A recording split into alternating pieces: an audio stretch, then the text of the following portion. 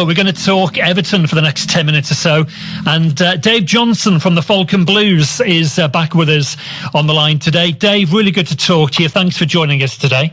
No worries. Afternoon, mate. Hope you're doing all right. Yeah, really good. Thank you, Dave. Thank you for asking. And, of course, we speak today on the back of that 2-0 defeat for Everton away at Manchester City today. It was always going to be difficult, of course, for Everton. But what did you make of their performance against City today? I think any team that's going to go to Man City is going to have a tough time. And I think Everton there for 70 minutes gave an organised, disciplined display of themselves. And I think with that, you can be proud of it. You can be proud of the performance, because there'll be a lot of better teams that will go to the Etihad and get turned over. We've lost 2-0. We've held them to 70-odd minutes before they'd even have a shot on target. It's just, that's what happens, you know what I mean? We're playing one of the best teams in the league, probably on the planet at the moment. So to do what we've done, we shouldn't be going out of the Etihad disappointed. We can be a little bit aggrieved that we haven't got maybe a draw for the effort, but ultimately you're going to get caught out, and you're going to be undone by two moments there that have sealed the game for City. I did see one stat, Dave, that said this was the first time in 18 months that Manchester City failed to register a shot on target at home in a Premier League game. So that just shows how Everton frustrated City in the first 70 minutes today. And when you talk about Erling Haaland, who scored the goals, it was a very quiet game for him today. But two brilliant goals, and the way he picked off Branthwaite for the second goal. I mean, the guy's just a beast, isn't he? This is it, and this is what you want from your strikers. I mean, it's easy to say Haaland had a quiet game. I think if Haaland has a quiet game, he still scored a goal. He scored 2 today, and that's the big difference. We've got a striker there who's not been able to take his chances and has been, he's put himself about a bit. Haaland did very little, got himself player of the match, comes away with 2 goals, and, could probably add 3. At some point, he's just one of those players, isn't he? He's just exceptional. I mean, you can even look at Branthwaite's, the shrug off for Branthwaite. There's 2 big lads going for it, and there's only going to be one outcome. I think experience got the better of him with that goal. But this is the kind of stuff that Everton are up against. I think with Everton as well, Dave, I think we're seeing some spirit, aren't we, from the players of late? Not just today, but also last Saturday in the game against Spurs, because we saw the resilience of Everton to keep going and to get the late equaliser last weekend. So when you look at what you're seeing from the Everton players now, are you seeing the spirit from the players that you believe could potentially get Everton over the line this season? Yeah, I think just the one thing is we've got to be more clinical up front. We've been really organised there today for 70-odd minutes. Yeah, we've been undone by, probably a poor defensive counter-attack, really, that we probably could have done better with in the final third. But that's my point. The final third there, that's where we're getting unstuck, where we're coming undone. And that's what we need to be working towards. I think Jack Harrison, for all his running, isn't really offering enough. I think Calvert-Lewin is now 17 goals without a game, and Beto has been, I don't know where he's learning to the offside trap from. It's this kind of stuff that, yes, we can be resolute in defence, but we've got to make these chances, however little we get, we've got to make them count, and we've got to start scoring goals, because it would have been, if we'd have got a draw today, it would have been 4 clean sheets 4 draws on the spin, wouldn't it? And again, that's not enough given our current circumstances. You'd like to think of, hopefully, if something changes this week, you'd be thinking, okay, well, the last 4 games, we've just been putting points on the board, but we need to turn these 1s into 3s. And you mentioned Calvert-Lewin, and you're right to say he hasn't scored now since the end of October. Sean Dyche says that he is working hard in training, but ultimately, he just can't find the back of the net, can he? And I think it's fair to say he didn't get a great deal of support today, did he? No, and I don't think he often gets it, but I think there needs to be more desire from Calvert-Lewin at times. I know he's probably really disheartened with the fact that he's doing a lot of running, but not getting the end result and not getting, the ball in the right positions, but there was a chance, I think, where the ball played out to McNeil. He played it right across the box, and Calvert-Lewin had been the one who passed to me from the 18-yard box and trotted in. You know, any other striker is going to be busting a gut to get into that position and to get into those areas where he can get a goal. And for me, I don't think he's doing it, and I think that's either down to an injury, fatigue, just being goal shy at the moment, and a confidence thing with him. But he needs a goal desperately, because if he gets a goal, we know that he'll probably get one or two more over the coming weeks. But when we look at Calvert-Lewin, you look at those positions, they're the positions that someone like Decore gets himself into, but that's not his responsibility. Calvert-Lewin's got to be taking that responsibility now.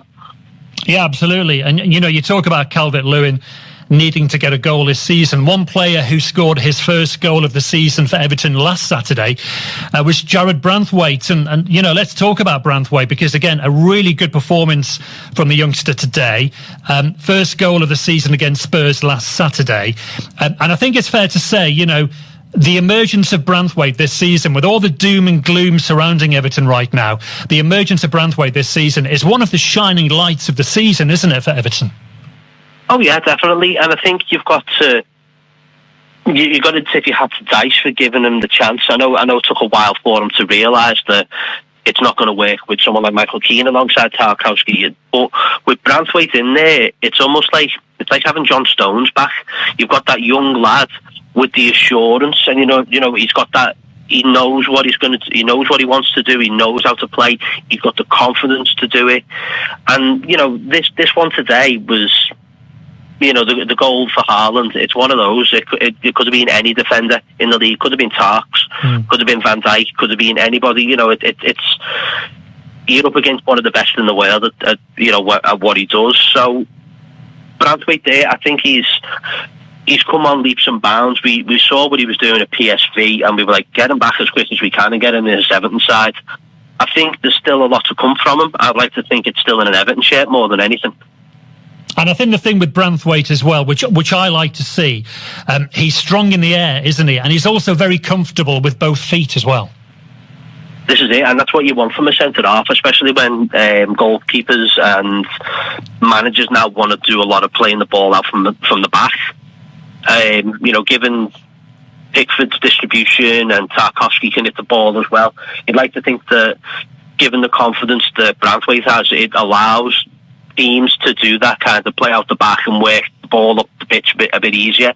And you know, when you've seen Branthwaite picking up, you've also seen a change in Mykolenko as well.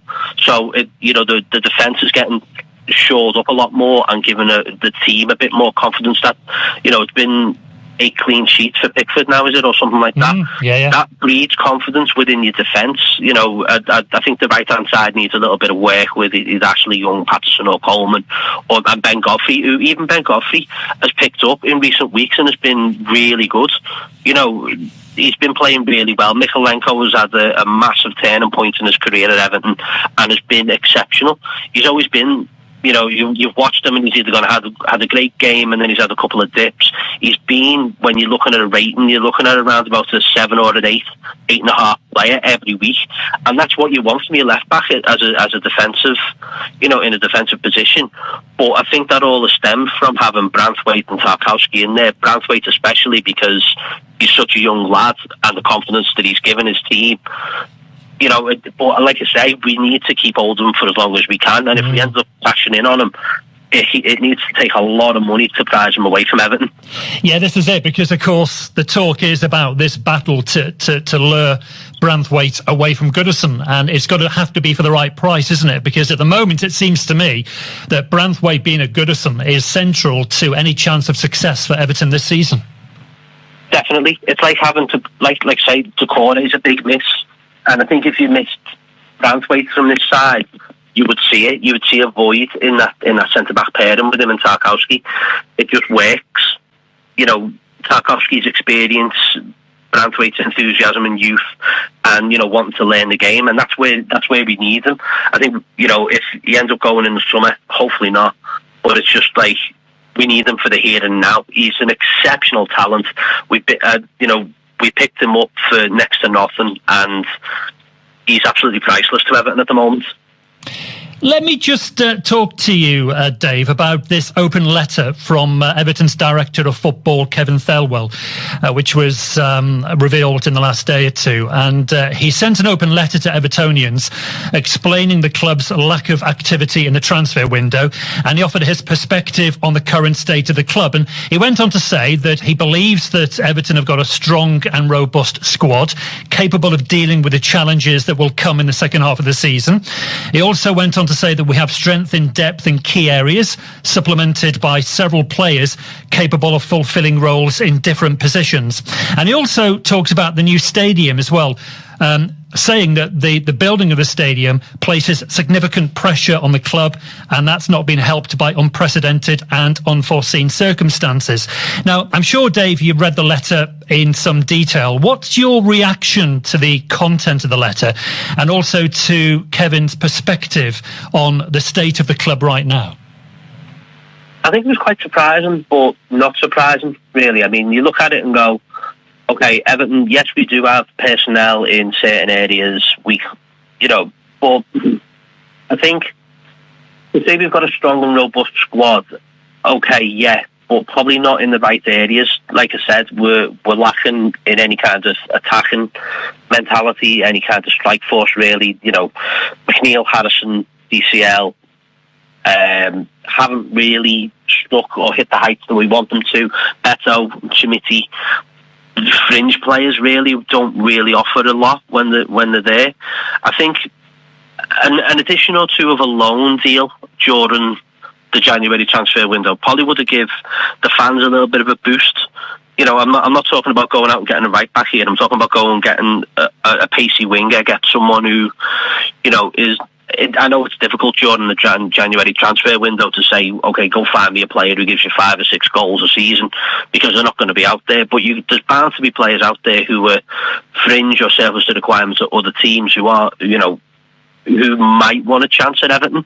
And I think that's the situation that we find ourselves in with the stadium and obviously the unprecedented deduction and stuff like that. Yeah, that is a bit of a noose around our neck, but I think we've got to say that should not be affecting anything on the pitch. We need to be galvanised and working together as a team, as the players, as the fans, as the club, to overcome what we've got. What we've got to suck it up at the moment until any kind of verdict is given on the appeal and stuff like that. So it's more a case of we need to. I think what he's trying to say is we need to pull together. We haven't got these millions, and we haven't got this vast treasure chest of money that we can go and spend on players week in, week out during transfer windows and stuff like that. So it's like we've got to go with what we've got, and we've got to be happy with it. But if Sean Dyche is happy with it, then what more can be said? It's one of those I can shout till I'm blue in the face, but I'm not going to get listened to. If Dyche is happy with it, it's just going to be, okay, well, prove it. Yeah, absolutely. Prove now that if you think you've got the good enough squad, you've got to prove to the fans now that this squad is good enough. Because I think a lot of the fans probably don't feel that way.